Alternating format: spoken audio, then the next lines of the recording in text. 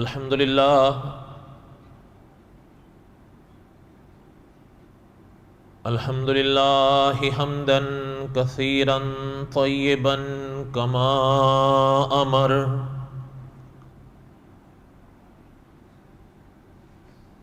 ونشهد أن لا إله إلا الله وحده لا شريك له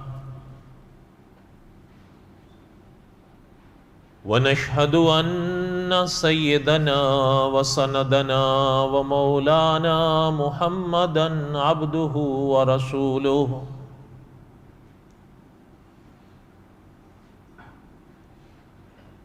أما بعد أعوذ بالله من الشيطان الرجيم بسم الله الرحمن الرحيم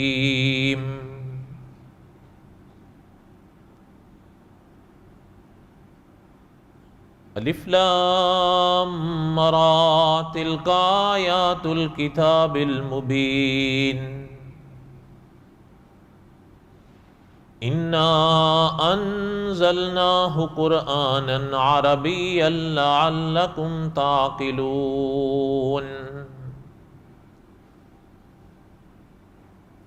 نحن نقص عليك احسن القصص بما اوحينا اليك هذا القرآن وَإِن كُنْتَ مِن قَبْلِهِ لَمِنَ الْغَافِلِينَ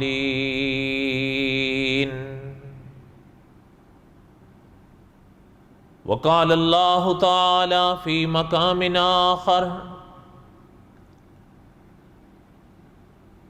قُلْ إِن كُنتُمْ تُحِبُّونَ اللَّهَ فاتبعوني يحببكم الله ويغفر لكم ذنوبكم والله غفور رحيم قل أطيعوا الله والرسول فإن تولوا فإن الله لا يحب الكافرين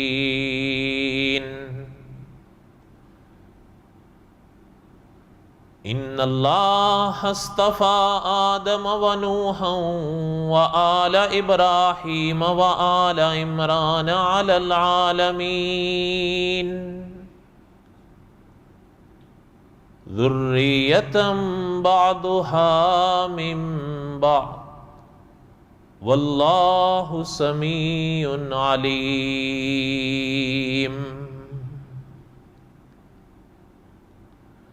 وقال النبي صلى الله عليه وسلم الناس بنو آدم وآدم خلق من تراب وقال النبي صلى الله عليه وسلم أنا آخر الأنبياء وأنتم آخر الأمم صدق الله العظيم وصدق رسوله النبي الكريم ونحن على ذلك لمن الشاهدين والشاكرين والحمد لله رب العالمين اللهم صل على محمد وعلى آل محمد كما صليت على إبراهيم وعلى آل إبراهيم إنك حميد مجيد اللهم بارك على محمد وعلى آل محمد كما باركت على إبراهيم وعلى آل إبراهيم إنك حميد مجيد يا ربي صل وسلم دائما أبدا على حبيبك خير الخلق كلهم هو الحبيب الذي ترجى شفاعته لكل حول من الأحوال مقتحم ہمہ قسم کی حمد و ثنا اللہ ذات علم کی پاک ذات کی صدق دل سے لا تعداد مرتبہ درود و سلام امام الانبیاء حضرت محمد رسول اللہ صلی اللہ علیہ وسلم کی پاک ذات کے لیے، قصص الانبیاء علیہم السلام کے اسباق اور حضرت موسیٰ علیہ السلام کے واقعات کے دوسرے حصے کو میں پڑھ رہا تھا۔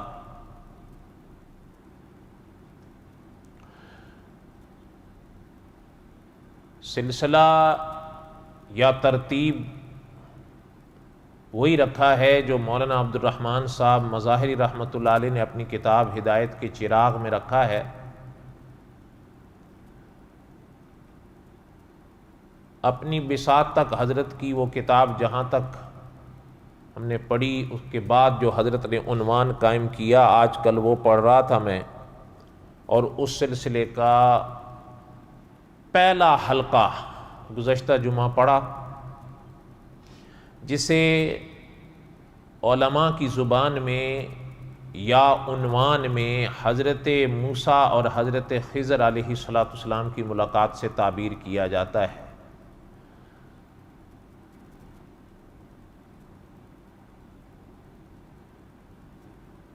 اس واقعے یا اس ملاقات کا ابتدائیے کا کچھ حصہ میں نے گزشتہ جمعہ پڑھا، کچھ آج پڑھنے ہیں۔ ابھی حضرت خضر علیہ السلام پر کوئی بات میں نے مستقل نہیں پڑھی ہے، اب آگے چل کے پڑھیں گے انشاءاللہ، پہلے ابتدائیہ مکمل ہو جائے پھر۔ اتنا میں نے عرض کیا تھا گزشتہ جمعہ کو کہ کلام پاک کا یہ واقعہ بڑا عجیب ہے، انسان پڑھ کر حیران ہو جاتا ہے اس واقعے کو، اور اللہ تعالیٰ اخلاص نصیب فرمائیں تو پڑھنے کے بعد یا پڑھنے کے ساتھ انسان کے دل میں ایک عجیب نور پیدا ہوتا ہے، یہاں تک کہ بعض اکابر نے تو اس واقعے کو پڑھنے یا لکھنے کے بعد یہاں تک لکھا ہے، جو میں نے گزشتہ جمعہ بھی شاید عرض کیا تھا کہ بعض علماء نے یہاں تک بھی لکھا ہے کہ حضرت خضر علیہ السلام اس دنیا کے ہیں ہی نہیں، وہ اللہ کی پیدا کی رہی ہوئی ایک دوسری دنیا کے راہی تھے۔ بہرحال وہ انشاءاللہ آگے تفصیلات آئیں گی حضرت خضر کے باب میں۔ عرض یہ کر رہا تھا گزشتہ جمعہ کہ اللہ تعالیٰ نے حضرت موسیٰ علیہ السلام کو ارشاد فرمایا کہ عبدم من عبادنا، ہمارے ایسے ہیں جن کو ہم نے بعض ایسے علم یا علوم بخشے ہیں جو ہم نے آپ کو بھی نہیں دی ہے۔ جب اللہ ذوالجلال والاکرام کی پاک ذات، مقدس ذات جب یہ چیز ارشاد فرمائیں یا یہ بات ارشاد فرمائیں تو حضرت موسیٰ علیہ السلام کا کیسے ذوق نہیں ہو کہ ان کو دیکھیں۔ اس موقع پر محترم نے فرمایا کہ اللہ ہم ان سے ملنا چاہتے ہیں، ان کو دیکھنا چاہتے ہیں۔ تو اللہ تعالیٰ نے ارشاد فرمایا کہ ٹھیک ہے جاؤ مل لیں، اور فرمایا اللہ وہ کہاں ملیں گے؟ فرمایا مجمع البحرین پر ملیں گے۔ کئی اقوال ہیں کہ مجمع البحرین کہاں ہیں، وہ میں نے کچھ تلخیص کے طور پر گزشتہ جمعہ اشارہ کیا تھا۔ البتہ مولانا عبد الرحمن صاحب مظاہری رحمۃ اللہ علیہ نے جو اس مقام پر بات لکھی ہے وہ بڑی دل کو بھاتی ہے، کہ حضرت نے لکھا ہے کہ یقیناً مجمع البحرین کہاں تھا، اس پر تو کئی اقوال ہیں، لیکن یہ صاف پتہ چل رہا ہے کہ جب اللہ تعالیٰ نے ارشاد فرمایا کہ مجمع البحرین پر ملیں گے تو پتہ یہ چلتا ہے کہ اس زمانے میں یہ کوئی جگہ تھی جو اتنی مشہور تھی، اتنی معروف تھی کہ اس سے زیادہ کچھ بتانے کی ضرورت نہیں تھی، اور اسے مجمع البحرین کہا گیا۔ اور مجمع البحرین کو آپ کی اور ہماری سادی زبان میں یوں کہا جاتا ہے یا تعبیر کیا جاتا ہے دو دریاؤں کا سنگم.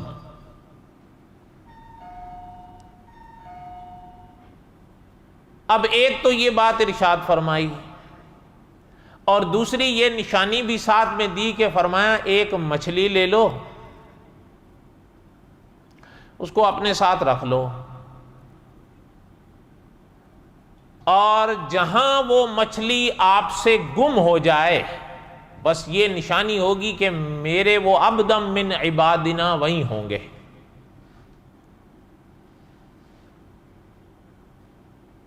کچھ علماء نے تو لکھا کہ وہ زندہ تھی، لیکن ہمارے بڑے بڑے اکابر علماء حق گزرے ہیں جنہوں نے یہ بات لکھی کہ فرمایا نہیں، وہ زندہ نہیں تھی، بلکہ وہ یہاں تک کہ تلی ہوئی مچھلی تھی اور ساتھ میں رکھی تھی.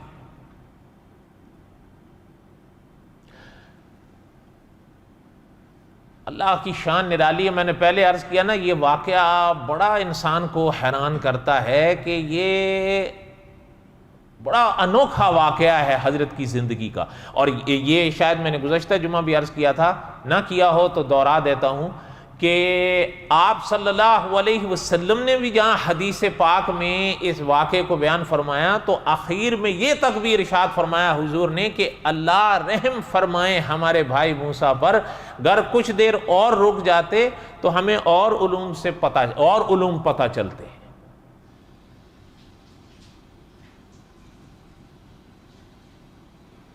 یعنی کہنے کا مقصد یہ ہے کہ وہ واقعہ انسان کو کیسے حیران کرتا ہے کہ آپ دیکھیں کہ آپ صلی اللہ علیہ وسلم جیسی ذات اقدس کیا ارشاد فرما رہی ہیں.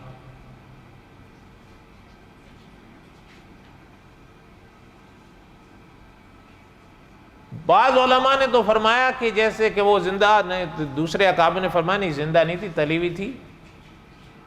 اور رہ گیا یہ سوال کہ اللہ تعالیٰ نے پھر مچھلی کو راہبر گویا بنایا ہے تو اس کی کیا ضرورت تھی؟ تو بھئی اللہ کی حکمتیں ہیں.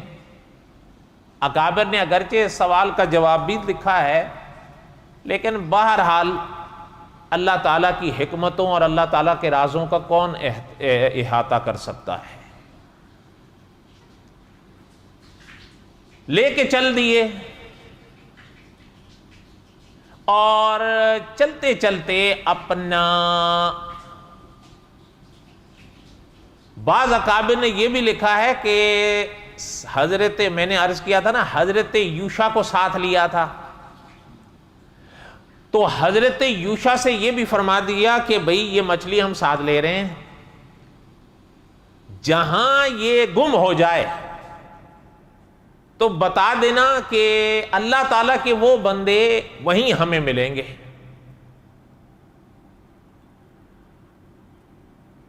حضرت یوشع علیہ السلام ساتھ ہو لیے اور توشے دان میں وہ مچھلی ڈالی اور چل دیے. یہ بات کہ حضرت موسیٰ علیہ السلام نے حضرت یوشع سے یہ بات ارشاد فرمائی تھی کہ ہمیں یاد کرا دینا جہاں یہ گم ہوگی، یہ بات ہندوستان میں دارالعلوم دیوبند میں ایک مولانا سید اصغر حسین صاحب رحمۃ اللہ علیہ گزرے ہیں. انہوں نے یہ بات لکھی ہے اپنی کتاب میں. انہوں نے اپنی زندگی میں حضرت خضر پر پورا ایک رسالہ لکھا تھا حیات خضر کے نام سے. اس میں حضرت نے یہ بات لکھی ہے. ہو سکتا ہے میں ان کے باتیں میں ایک آدھ بات آگے شاید اگر وقت ہوا تو عرض کر دوں، ورنہ جو اللہ کو منظور ہوا. ابھی خلاصہ سنیں پہلے.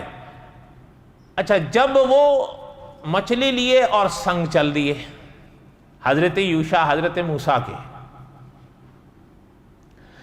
جب وہاں گئے چل دیے تو اللہ تعالیٰ نے کلام پاک میں ارشاد فرمایا فَلَمَّا بَلَغَا مَجْمَعَ بَيْنِهِمَا، جب پہنچے دو دریاؤں کے سنگم پر، نَسِيَا حُوتَهُمَا، وہ مچھلی اپنے بھول گئے. اور یہ بھی ذہن میں رہے کہ علماء نے فرمایا کہ یہاں اللہ نے صیغہ تثنیہ کا استعمال فرمایا کہ دونوں بھول گئے. حالانکہ ہمارے علماء نے لکھا ہے بھولے صرف حضرت یوشع تھے، وہ آگے آ رہا ہے۔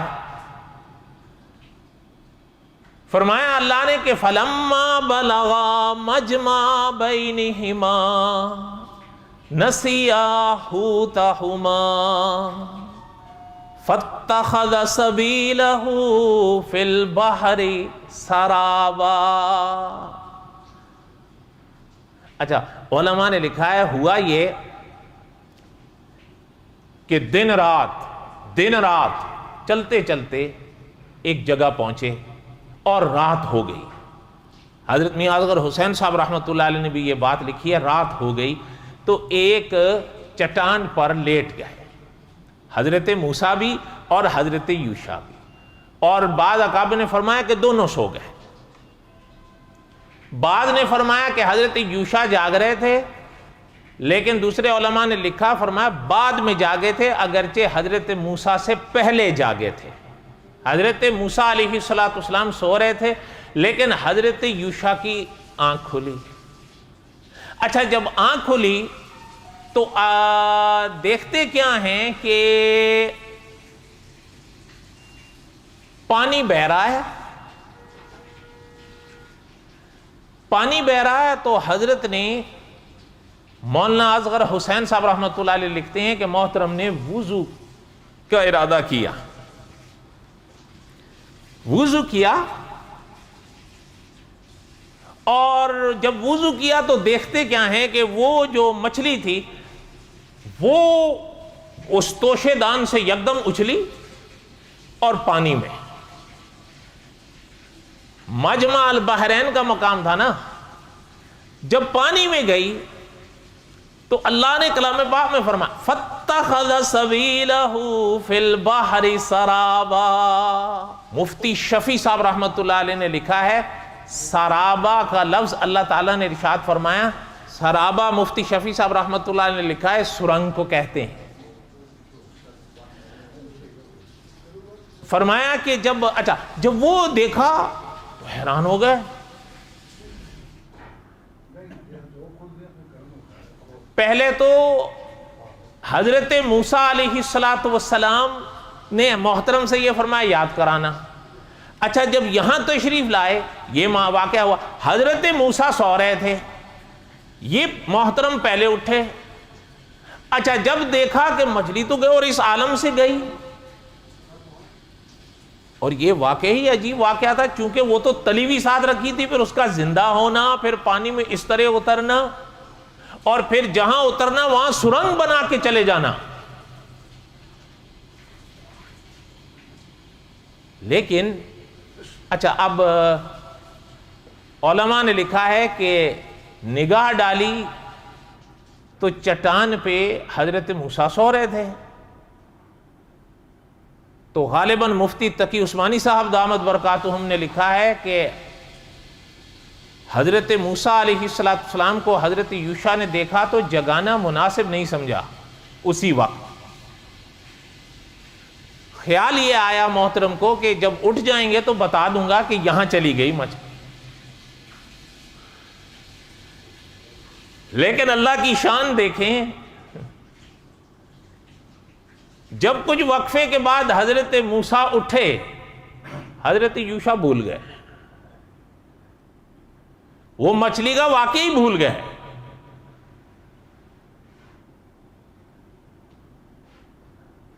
کبھی کبھی کچھ باتیں ایسی ہوتی ہیں انہیں علماء کی زبان میں ذہول کہا جاتا ہے۔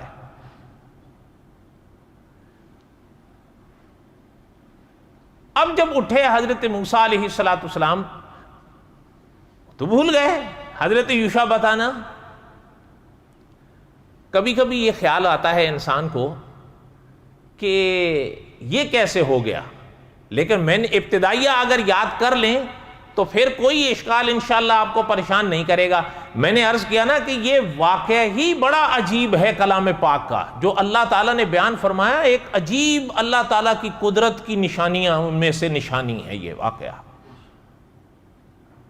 انسان پڑھ کر حیران ہوتا ہے، بلکہ میں نے عرض کیا کہ اگر انسان پڑھنے یا یاد رکھنے والا ہو یا سمجھنے والا ہو، اس واقعے کو جو کلام پاک میں اللہ نے یا احادیث طیبہ میں آپ صلی اللہ علیہ وسلم نے بیان فرمایا، اس کو پڑھنے کے بعد انسان کے دل میں ایک ایسا نور پیدا ہوتا ہے کہ انسان کسی اور دنیا کا راہی لگنے لگتا ہے۔ ویسے تو نہیں، شیخ الحدیث مولانا زکریا صاحب رحمۃ اللہ نے لکھا ہے کہ خدا کے نیک بندوں کے جو واقعات ہوتے ہیں نا، وہ خدائی لشکر ہوتے ہیں۔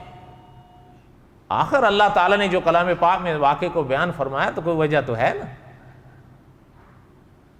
اور پھر جیسے میں نے گزشتہ جمعہ عرض کیا تھا کہ اللہ تعالیٰ نے یہاں تک ارشاد فرمایا کہ تمہیں کیا لگتا ہے کہ اصحاب کہف کا واقعہ بہت عجیب ہے؟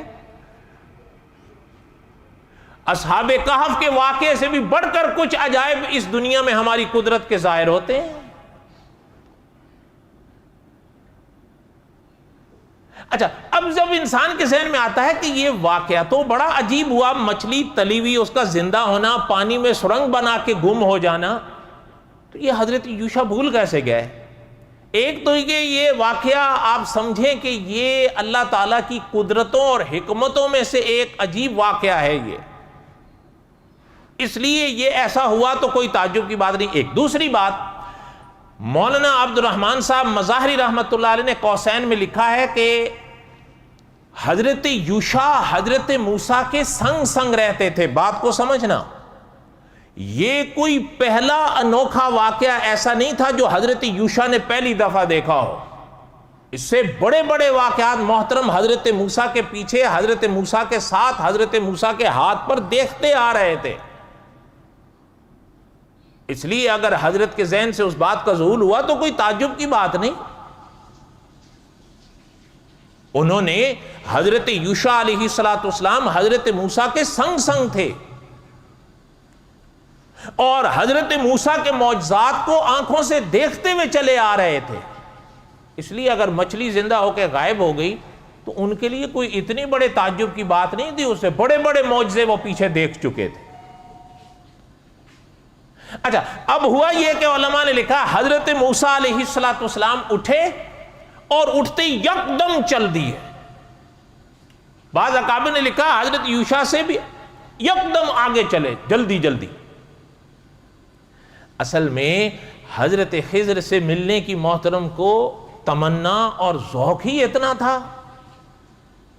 پچھلے جمعہ پڑھا تو تھا کہ اللہ تعالیٰ نے اسی موقع پر تو فرمایا کہ حضرت یوشع سے فرمایا تھا کہ میں تب تک چلوں گا چاہے مجھے کرنو کرن کیوں نہ چلنا پڑے، جب تک میں اللہ کے ان بندے کو مل نہ لوں۔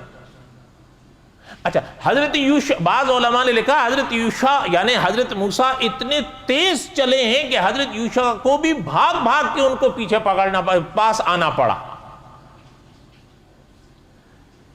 اچھا، حدیث میں اس موقع پر بڑی عجیب و غریب باتیں ملتی ہیں۔ جب حضرت موسیٰ علیہ السلام، دیکھیں جہاں عبدم من عبادنا کی نشانی اللہ نے بتائی تھی، اب وہ منزل تو پیچھے رہ گئی۔ حضرت موسیٰ علیہ السلام تو آگے بڑھ گئے اور ان کے پیچھے پیچھے حضرت یوشع بھی آگے بڑھ گئے۔ آپ صلی اللہ علیہ وسلم نے فرمایا حدیث شریف میں، جہاں منزل کی جو نشانی اللہ تعالیٰ نے حضرت کلیم کو بتائی تھی، جب تک وہ منزل نہیں آئی تھی حضرت موسیٰ چلنے میں ذرا بھی تھکے نہیں تھے، لیکن جب وہ منزل گزر گئی اس لیے وہ جگہ تو پیچھے رہ گئی تو آگے بڑھ گئے۔ فرمایا اب آپ صلی اللہ علیہ وسلم نے فرمایا اب حضرت موسیٰ کو تھکاوٹ محسوس ہونے لگی۔ میں نے پہلے عرض کیا نا، یہ واقعہ اللہ تعالیٰ کی قدرتوں کا ایک عجیب نمونہ ہے۔ اچھا، علماء نے لکھا ہے ایک دن ایک رات اور چلے گئے اس منزل سے۔ اچھا، وہاں گئے تو علماء نے لکھا ہے حضرت موسیٰ بیٹھ گئے ہیں، اور اس موقع پہ حضرت موسیٰ نے فرمایا فَلَمَّا جَاوَزَا قَالَ لِفَتَاهُ آتِنَا غَدَاءَنَا فَلَمَّا جَاوَزَا، جب وہاں سے آگے بڑھ گئے۔ اب ظاہر بات ہے کلام پاک تو اختصار سے کام لیتا ہے نا، لیکن حدیث شریف میں یہ وضاحت ہے۔ اب جب تھکاوٹ ہوئی اور علماء تفسیر نے لکھا ہے ایک دن ایک رات اور آگے بڑھ گئے تھے اس جگہ سے۔ فَلَمَّا جَاوَزَا، بس قرآن پاک نے اتنا بتایا۔ قرآن پاک کا اپنا ایک اسلوب ہے، قرآن پاک زیادہ تفصیلات بتاتا نہیں ہے. قال لفتاہ آتنا غداءنا، اس موقع پہ اب حضرت موسیٰ نے فرمایا حضرت یوشع سے کہ نام نہیں ہے حضرت یوشع کا، یہ یاد رہے، لیکن صاحب قصص الانبیاء نے لکھا ہے کہ مفسرین کا اجماع ہے کہ یہاں فتح سے مراد حضرت یوشع ہے، کیونکہ وہی سنگ تھے نا. قال لفتاہ آتنا غداءنا، فرمایا ہمارا ناشتہ لے آؤ. لقد لقینا من سفرنا ھذا نصبا، فرمایا اس سفر نے تو ہمیں تھکا دیا، تھکاوٹ ہو گیا. اچھا، آپ صلی اللہ علیہ وسلم کا یہ فرمان اس موقع پہ یاد کر لیں، وہ جو نشانی اللہ نے بتائی تھی جہاں منزل تھی وہاں تک نہیں تھکے، اس کے بعد جب آگے بڑھ گئے ہیں تب تھکاوٹ ہوئی ہے.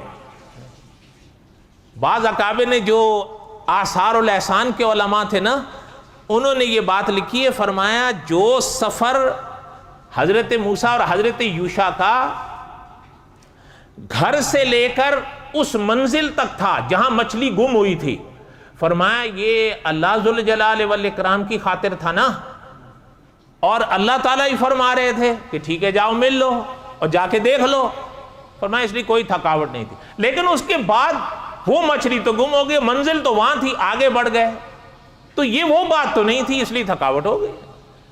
اور صاف اللہ فرما رہے ہیں لقد لقینا من سفرنا ھذا نصبا، حضرت موسیٰ نے فرمایا اس سفر میں اب تھک گئے. اچھا، اب جب یہ بات فرمائی نا حضرت نے کہ ناشتہ لے آؤ ہمارا، اب حضرت یوشع کو وہ بات یاد آئے گی، یہ کیا ہو گیا. قال ارأیت اذ اوینا الی الصخرہ، فرمایا حضرت یہ دیکھیں کیا ہو گیا. حضرت موسیٰ نے فرمایا کیا بات ہے. کہنے لگے وہ جو صخرہ چٹان پر ٹھہرے تھے نا، سوئے تھے. ہاں. فرمایا اس موقع پر فإنی نسیت الحوت، میں تو مچھلی بھول گیا، وہ تو وہی چلی گئی تھی، وہ تو وہی گم ہو گئی. وما انسانی، اچھا حضرت یوشع نے فرمایا یہ جو میں بھولا ہوں نا یہ شیطان کی کارستانی ہے، ان اذکرہ، کہ اس نے مجھے آپ سے ذکر کرنا ہی بھلا دیا ہے. واتخذ سبیلہ فی البحر عجبا، فرمایا وہ تو وہیں گم ہو گئی تھی اور بڑے عجیب طرح سے گم ہوئی تھی. اچھا، یہاں پر اکابر نے ایک بات لکھی ہے، فرمایا دیکھیں حضرت یوشع بھولے، لیکن یہاں پر محترم نے کیا فرمایا، وما انسانیہ الا الشیطان ان اذکرہ، مجھے یہ شیطان نے بھلا دیا کہ میں آپ سے اس کا ذکر کرتا. لیکن یہ بات حضرت یوشع نے شیطان کی طرف منسوب کر دی. علماء نے لکھا ہے یاد رہے یہ انداز ہے، جو بات اس طرح کی ہو اس کی نسبت شیطان کی طرف ہی کی جاتی ہے،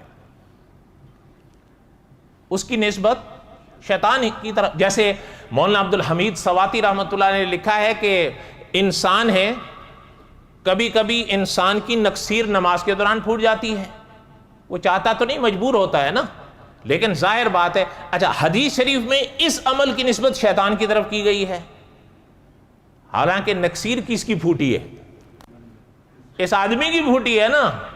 اچھا، اسی طرح مولانا عبد الحمید سواتی رحمۃ اللہ نے لکھا کہ اگر کوئی خاتون نماز پڑھ رہی ہو تو خاتون کے ساتھ ایام ماہواری کا ایک سلسلہ جڑا ہوا ہے، حضرت حوا کی بیٹی کے ساتھ یہ جڑا ہوا سلسلہ ہے.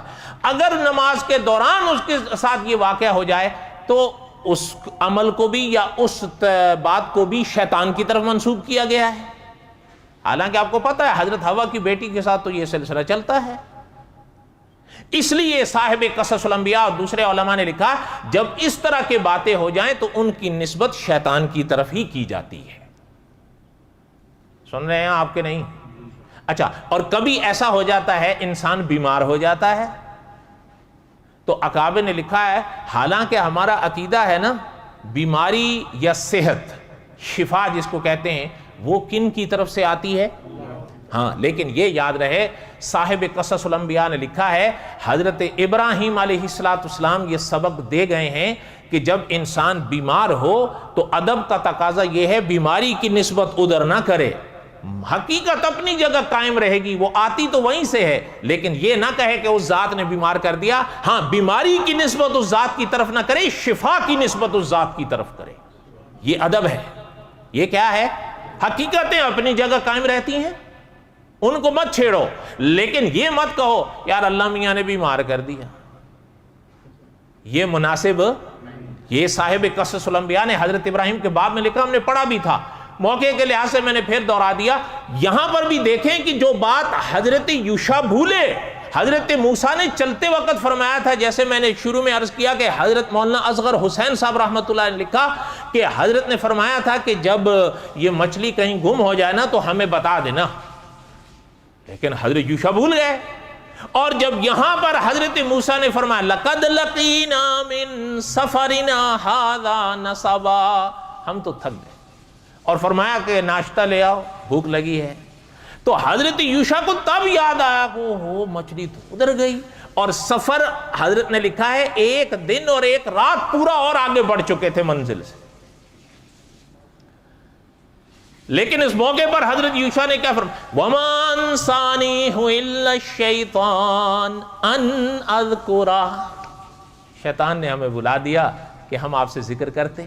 وَاتَّخَذَ سَبِيلَهُ فِي الْبَحْرِ عَجَبًا، وہ تو وہیں چٹان پہ جہاں ہم آرام کر رہے تھے وہیں دریا میں گم ہو گئی، اور بڑے عجیب طریقے سے گم ہوئی تھی۔ اچھا، یہ مقام دیکھیں نا آپ، یہیں سے کلام پاک میں بسا اوقات میرے جیسے یہاں سے وہاں، وہاں سے ادھر نکل جاتے ہیں۔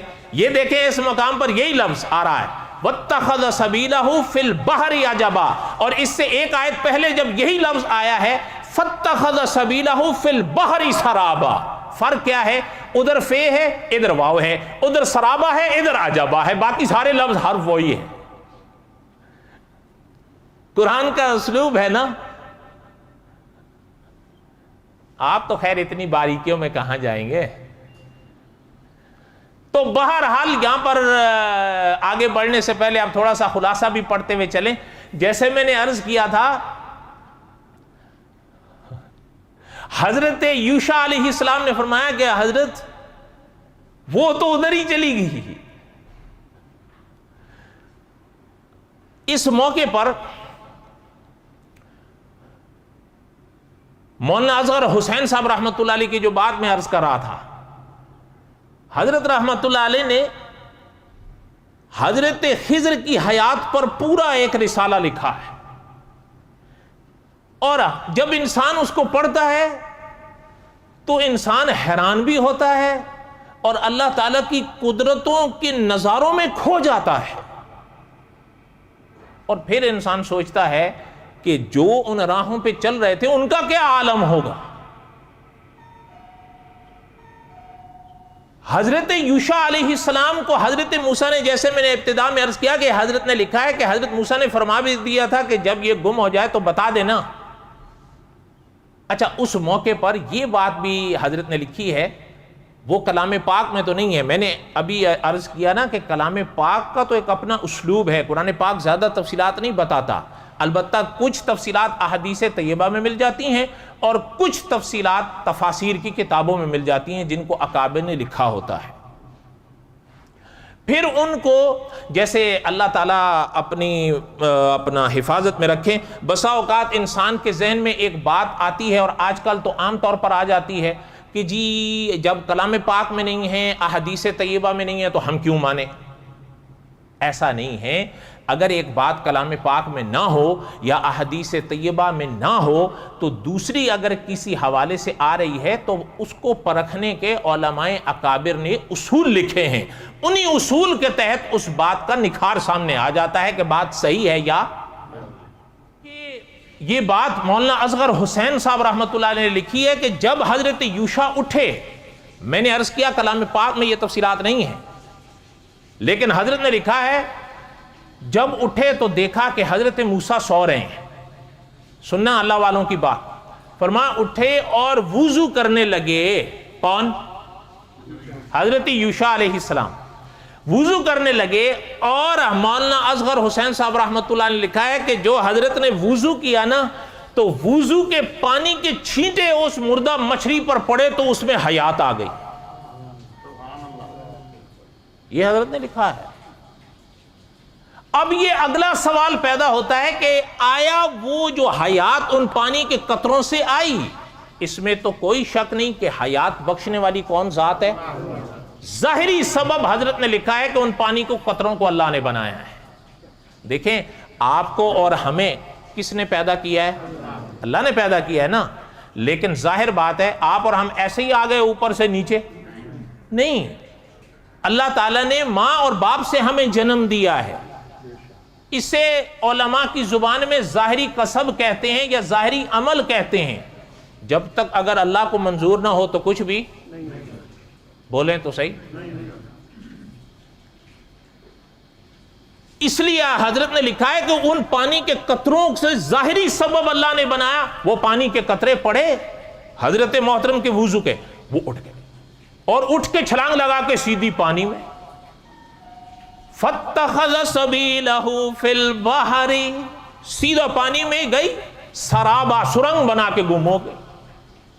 اور اس موقع پر حضرت یوشع حضرت موسیٰ کے آگے خود فرما رہے ہیں وَاتَّخَذَ سَبِيلَهُ فِي الْبَحْرِ عَجَبًا، فرمایا ایسے سرنگ بنا کے گئی کہ بڑا عجیب طرز تھا اس کا. حضرت رحمت اللہ علیہ نے اس موقع پر ایک لفظ آپ نے سنا ہوگا، خاص کر بچپن میں شاید زیادہ سنا ہو، آب حیات. سنا ہے یا نہیں؟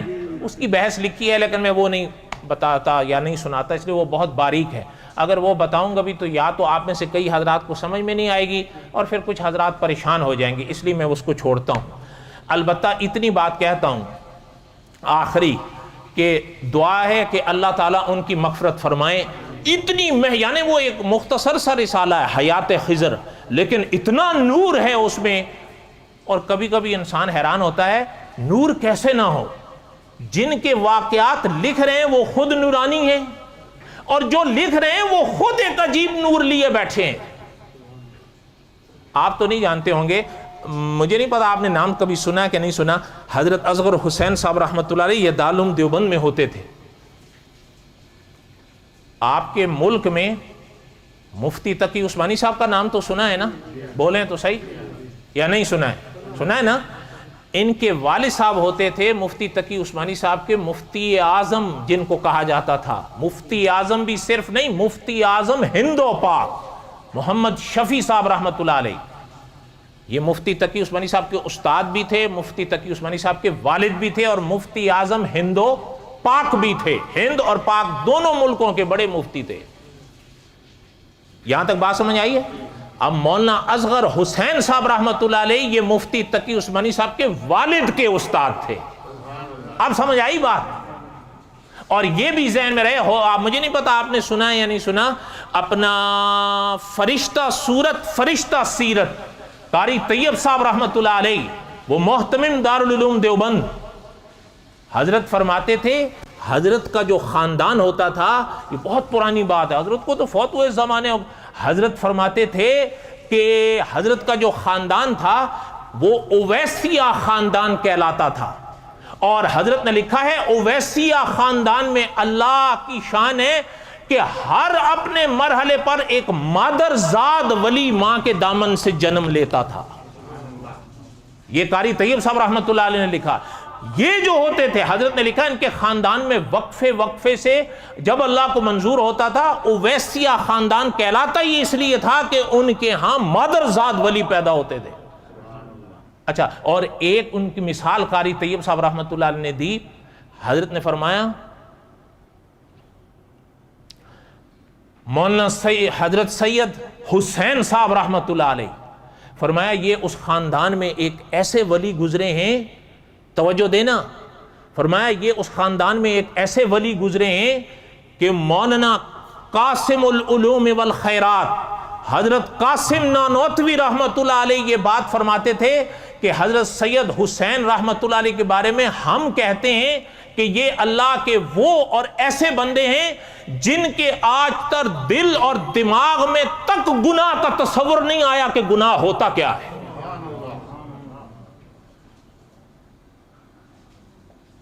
حضرت سید حسین صاحب رحمت اللہ علیہ. اور سنیں، یہ جو حضرت سید حسین صاحب رحمت اللہ علیہ تھے نا، یہ مولانا اصغر حسین رحمت اللہ علیہ کے نانا تھے.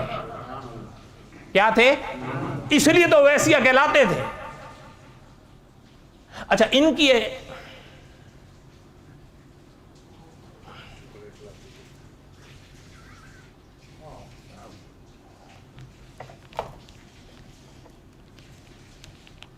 سنتیں پڑھیں. وما علینا الا البلاغ المبین.